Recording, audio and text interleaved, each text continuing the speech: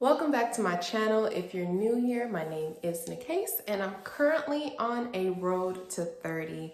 Basically, I am recording and uploading a video every single day until I turn 30, which is in August.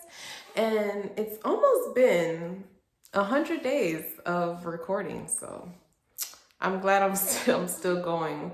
I think my son is behind the door. I don't know. Just go ahead and subscribe, like this video. I'm trying to get to 300 before the year's over. That would be nice. All right, so let's get this video started. So I was thinking, I was like, man, what do I talk about today? What do I talk about today?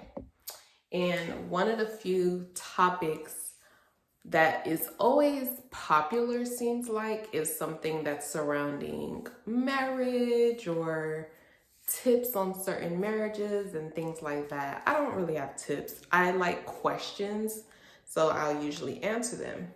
And so some of the questions that some of my friends who are single would ask me, well, how did you know Joseph was your husband? Right? Because I've mentioned this before on several videos that it was not necessarily my desire to marry. And one of my new friends, I went over to her house with Dax. It was like a little play date, and we were just talking about like our life stories and this and that, and she asked me the same thing. Well, how did you and Joseph meet? And how did you know he was your husband? Blah, blah, blah, whatever. So when Joseph and I first met, I didn't know that his intent was to date me, marry, whatever, and have the life that we have now. Because truth be told, when he first sent me a DM, he called me sis. So the fact that he called me sis, in my head, he was always going to be a friend. It was never a dating situation after that, especially after he addressed me as sis. But I guess for him, I don't know if it was more of a respectful thing or I don't know. You would have to ask Joseph about that. I don't know why he addressed me as that. But we were friends first. I just kind of knew he was different in a sense of I didn't really have that many male friends. Like I had male friends back home in Miami, but I didn't talk to them like that. It was just more so like, I see you when I see you. I'll check up on you here and there and we're cool. But he was the first person. I remember our first phone conversation lasted about like 3 hours, and it was like nonstop conversation. And yes, even then, I didn't put two and two together that he wanted to be with me. Literally, I thought we was just getting to know each other as friends. But that in itself, thinking about it now, it was just different with him. It wasn't like any other, it's not like I dated before. I never dated. It wasn't a thing that I know like, oh, this is what you do when you go on a date, or I just went out on dates with people. No, it was just like, okay, we're having a conversation, and it was a good conversation. And I think the only reason it ended, because at the time he used to work an overnight shift when we became friends, and at the time I think the only reason the conversation ended was because I had work in the morning.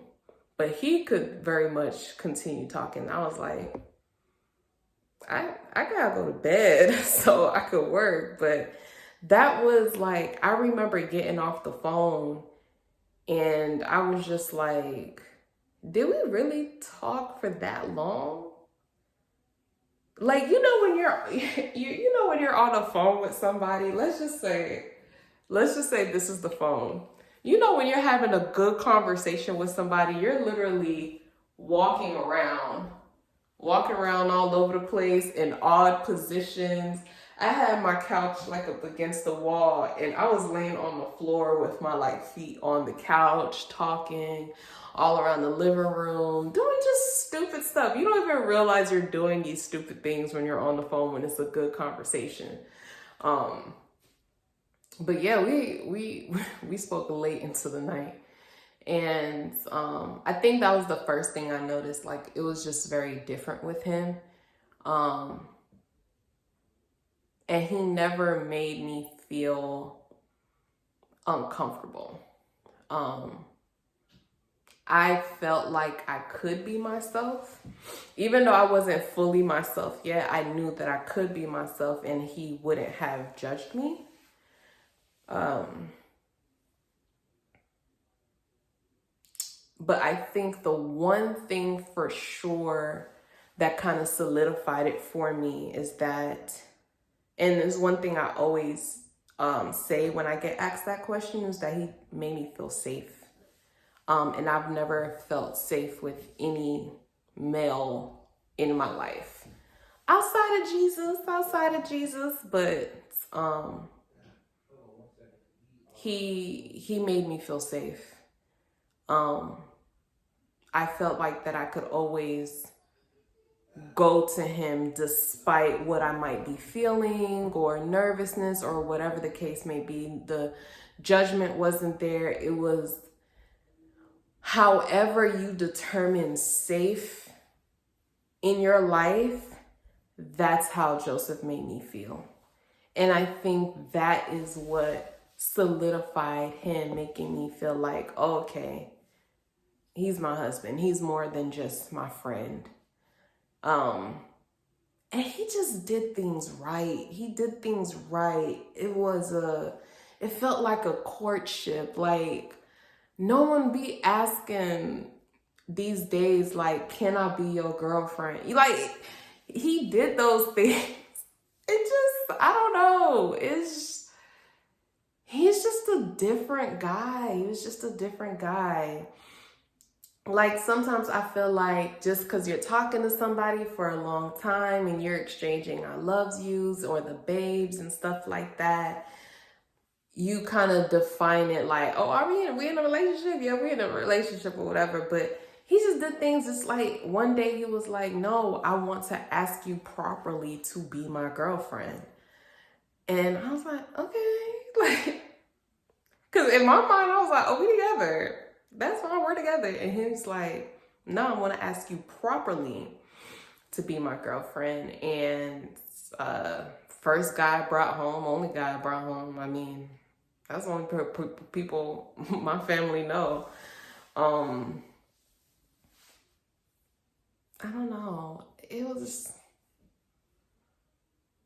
It's something to feel safe in the Lord's arm, but to have a physical person on earth to feel safe with. And that's how I knew he was my husband. Because it didn't matter what male figure was in my life, I never felt completely safe. And I felt I could be 100% with him.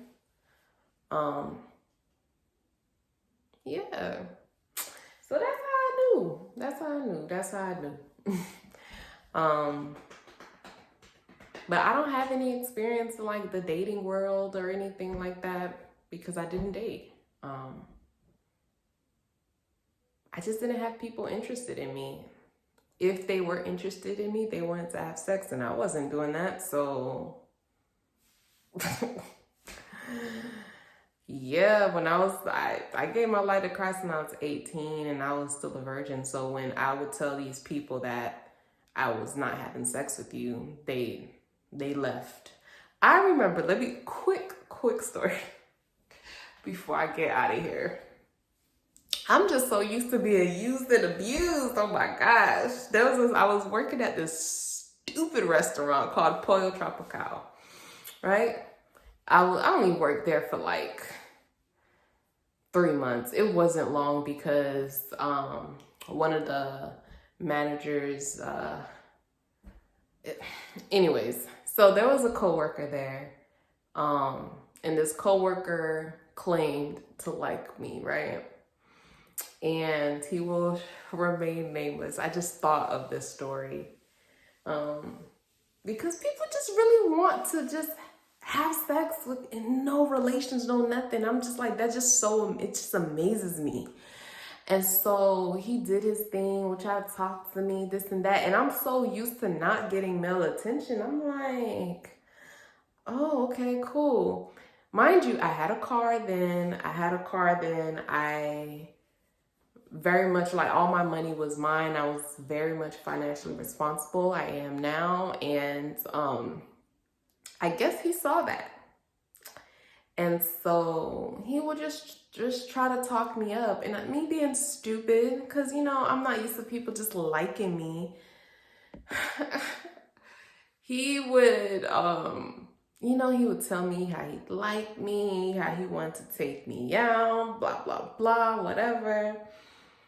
So, sorry, mommy, if you're watching this. He would ask to use my car and say he would need this and that, but because I was so like, whatever, I would let him borrow my car, but super scared because it is my car and this is Miami. People drive reckless out there. And so I would always be scared. I was always be nervous, like people from around the block or whatever would see me at work and not see my car, and it would get back to my mom and I'll be like in trouble.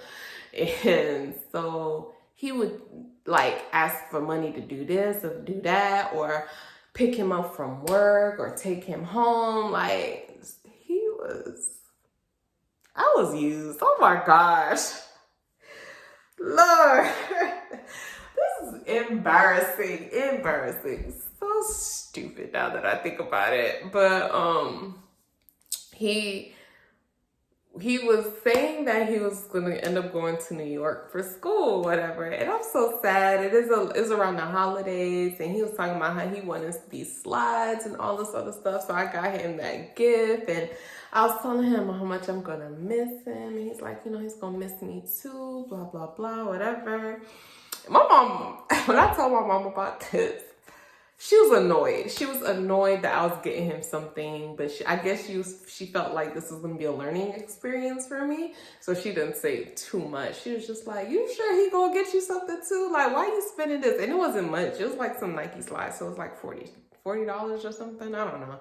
I got it at Foot Locker. Is Foot Locker still a thing? I don't know. Anyways, so I got him this. I wrote him like a little note. I'm not gonna lie. When I do give gifts, I'm a good gift giver because I'm very thoughtful with it. If I'm able to give a gift.